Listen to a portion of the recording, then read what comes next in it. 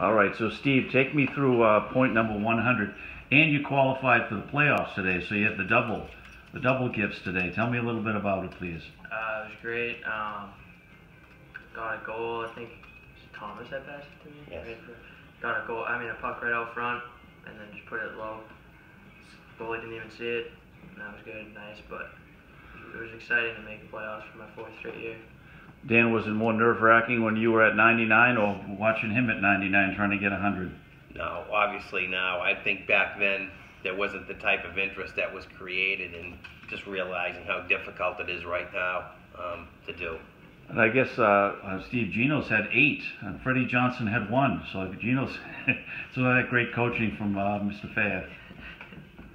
What's been the key to this season? You guys are doing pretty well, and you did clinch, as we mentioned a moment ago. What's working for you guys?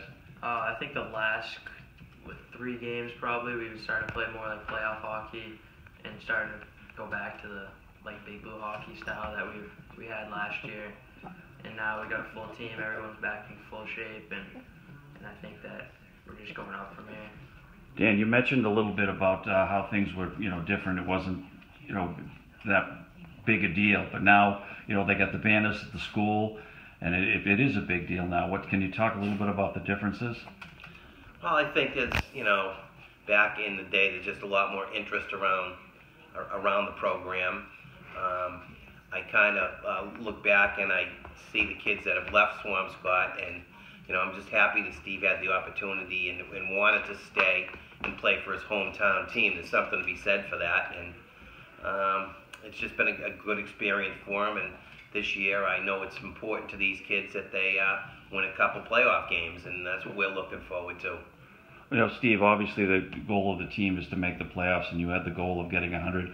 What else would you like to happen with this team? Your dad mentioned win a couple of playoff games.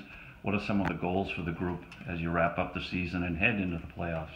Well, for the last, ever since they went to the Garden, we've only gone to the first round.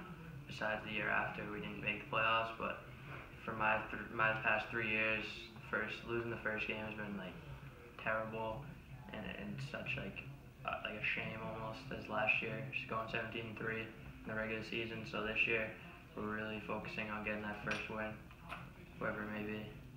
Perfect.